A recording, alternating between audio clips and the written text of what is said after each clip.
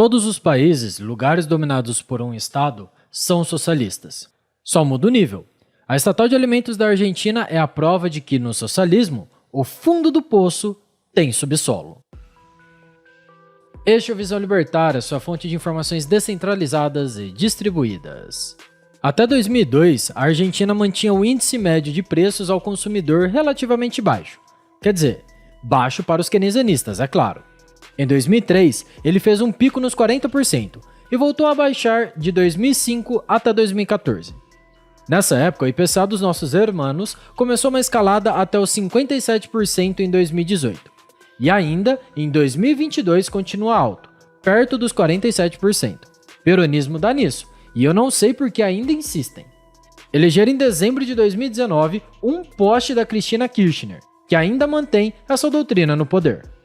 Ainda com a maior dívida mundial com o FMI de 44 bilhões de dólares, quando o mundo começou uma neurose coletiva em função da reverberação no establishment de um surto patogênico, aumentou a sanha socialista e o governo rioplatense decidiu fazer controle de preços.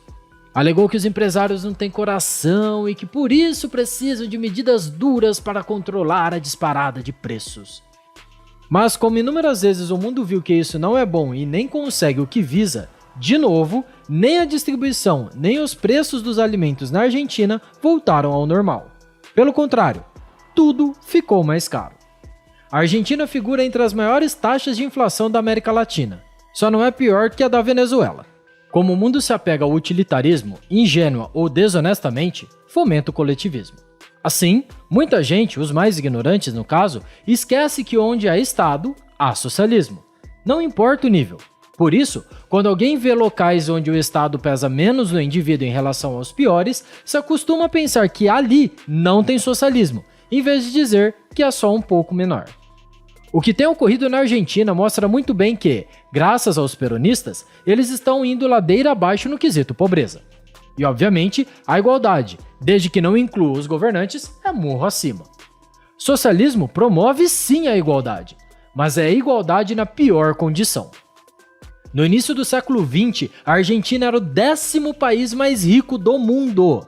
Desde 1899, buscando sair de um atoleiro, o governo reformista de Carlos Menem fez várias privatizações às pressas, voltou ao padrão ouro e o país cresceu 7,7% ao ano por 14 anos.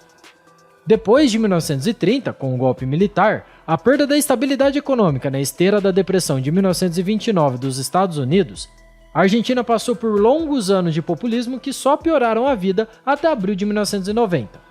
Em apenas um ano, os argentinos viram a taxa da inflação cair de 20.200% para 1,34%.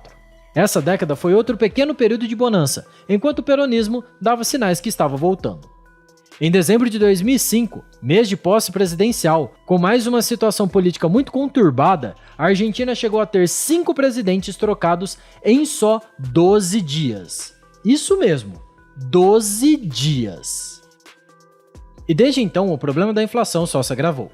E o abastecimento de alimentos é o que mais aflige e faz primeiro as pessoas sentirem a pior econômica.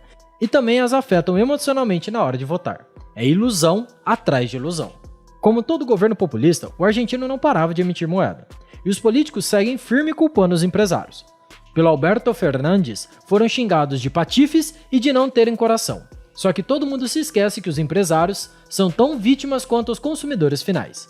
Os preços variam para cima porque é isso que ocorre todas as vezes em que mais moeda é injetada na economia acima do crescimento econômico. Não existe mágica. Pode ser um pouquinho, como defendem os keynesianistas, ou muito, como eles chamam de remédio amargo, sem rechaçar. Quando entra mais dinheiro será trocado pelos bens e serviços. Apesar de preços altos serem algo ruim para o poder de compra, isso significa reequilíbrio da relação entre moeda e mercado. Se o dinheiro fosse retirado da circulação, o reequilíbrio seria a redução dos preços, porque haveria menos dinheiro para trocar por algo. Mas como os governos doutrinaram as pessoas a chamar o aumento de preços de inflação, os acusadores são os que transferem a culpa por ele.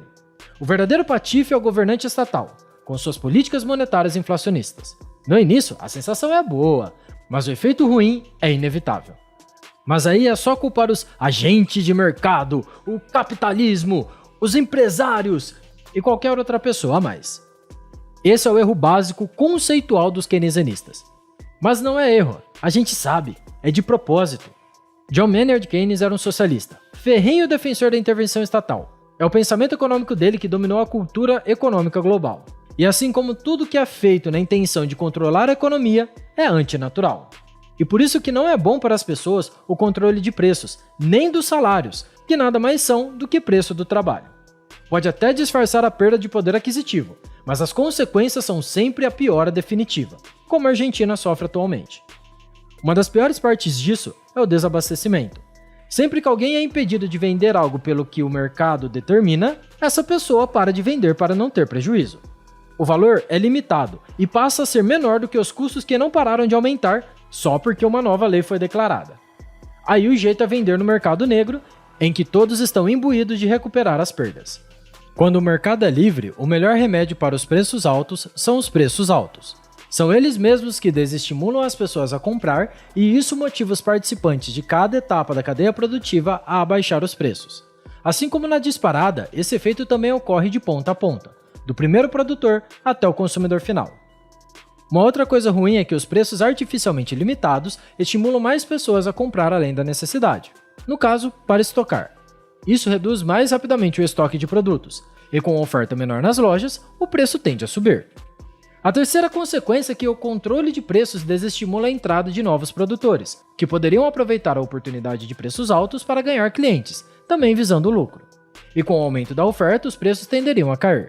Mas com limitação de preço por lei, as empresas ficam impedidas de ajustarem por si mesmas. E como no socialismo, o fundo do poço tem subsolo. A mais nova ideia dos peronistas é uma estatal de alimentos.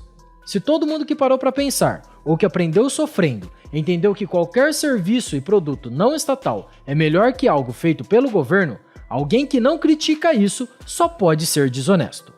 Ludwig von Mises demonstrou no livro As 6 Lições que a consequência direta do controle de preços é a motivação por mais controle de preços. É assim, quando se restringe o aumento do preço, por exemplo, do leite, o vendedor no supermercado diz que não consegue abaixar o preço por causa do fornecedor, e cada um culpa o agente da etapa anterior. Aí o Estado vai lá nos fornecedores, distribuidores, até nos produtores primários e diz que eles devem vender por menos, mas aí eles dizem, não podemos porque os custos de produção estão muito altos. Aí vem mais políticos para intervir com leis em toda a cadeia produtiva, e podem chegar até a raiz do pasto e a ração do gado. É tudo politizado, com reclamações da turma do quero mais e da galera do quanto pior melhor. Como o governo não quer abrir mão do controle de preços, tenta controlar tudo na cadeia, até os insumos da produção. Só que os problemas retornam. Se ele passa a intervir na soja, que é um ingrediente da ração, o que está na gôndola do supermercado encarece porque cada produtor repassa o prejuízo. Portanto, onde o Estado participa, os problemas se alastram. É sempre assim. Socialismo sempre cresce. Como o próprio Mises descreveu, tudo piora com um simples controle de preços e termina na estatização. Não é inesperado que o governo argentino tenha essa ideia estúpida de criar uma estatal de alimentos. Isso é consequência direta da insistência em intervenções. Eles não detalharam como isso iria funcionar. Pelo que deram a entender, iriam comprar verduras e hortaliças de pequenos e médios produtores para chegar ao consumidor final a preços baixos. Mas o que os políticos não contam é que qualquer empresa estatal se mantém com o dinheiro das pessoas, ou seja, com imposto. O que importa aqui não é como a estatal de alimentos funcionaria, se é que vai funcionar, mas sim que não dá para usar energia para alimentar a própria fonte geradora de energia. O pior exemplo mundial foi da ex-União Soviética, que fez o povo sofrer com fome crônica.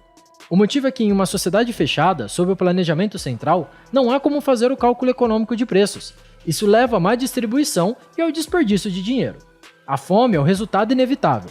Sem referência para medir o lucro, não há motivação para o empenho. É por isso que em regimes fortemente socialistas, as pessoas foram forçadas a trabalhar. O socialismo na Argentina é tão mais forte do que aqui, que lá há empresas que são forçadas a vender mesmo com prejuízo. Graças aos que não querem largar o roubo legalizado que chamamos de imposto, não há solução ética no estatismo. E como a prioridade é sempre a ética, porque soluções sempre foram, são e serão encontradas, a solução para a Argentina passa pela libertação das pessoas, da máfia no poder e pela autorregulação do mercado. Ideias de ajustes socioeconômicos que se baseiam no utilitarismo são coletivistas. E isso sempre é ruim. A solução requer o fim da participação e a existência do Estado, não só na economia, porque todas as coisas que fizeram o mundo melhorar foram conseguidas apesar de muito ou pouco socialismo, e não por conta dele. Agora, o irônico desse assunto é que as 6 lições do livro de Mises, que são uma compilação feita por sua esposa, são do conteúdo de palestras dadas na Argentina, quando ele se refugiava do Terceiro Reich alemão. Apesar de cômico, é triste ver um povo que pôde ouvir grandes ensinamentos do que faz uma sociedade ser próspera, mas que preferiram seguir o caminho da ignorância, que inevitavelmente leva à pobreza e à servidão. Obrigado pela sua audiência. Esse artigo foi sugerido e escrito por Lucas Alves, revisado por Stanley Calderelli e narrado por Coreia com K. Se você gostou desse vídeo, clique no ícone de curtir abaixo e compartilhe o vídeo em sua rede social. Se você deseja ser notificado de outros vídeos, clique em se inscrever e depois no ícone da campainha. Até a próxima!